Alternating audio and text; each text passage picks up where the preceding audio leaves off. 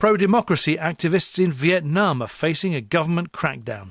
They say they're being monitored, harassed, arrested and imprisoned for challenging the authority of the Communist Party.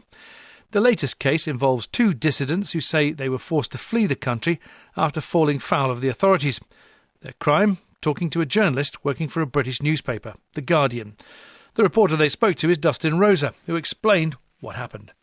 Well, the two people that I interviewed for the Guardian piece had to leave Vietnam. This happened within days of me interviewing them.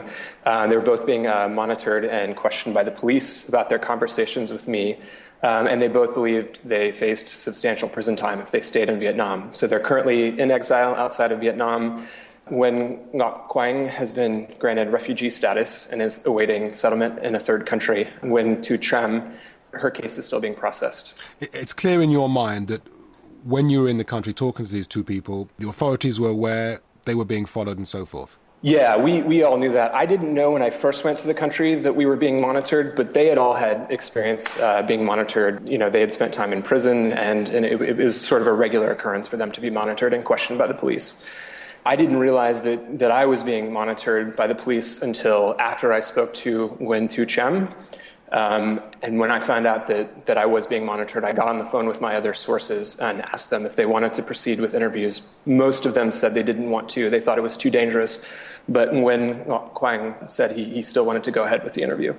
I mean, does their case highlight, do you think, what is happening today to many pro-democracy activists in the country? Is it pretty much par for the course that this sort of thing is likely to happen?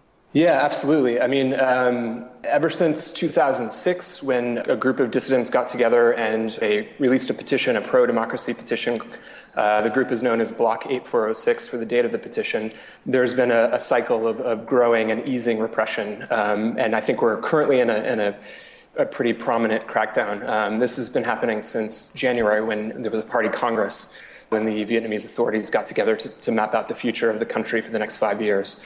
So since that time, it's been pretty intense for activists. Since July 30th, 15 religious activists have been thrown in prison, and other activists have faced monitoring, harassment, and possible jail time too. Is it also the case of the authorities perhaps being a little bit worried by what they're seeing elsewhere in the world, notably the Arab Spring? Yes, I think so. And then also worries about a possible Jasmine revolution in China.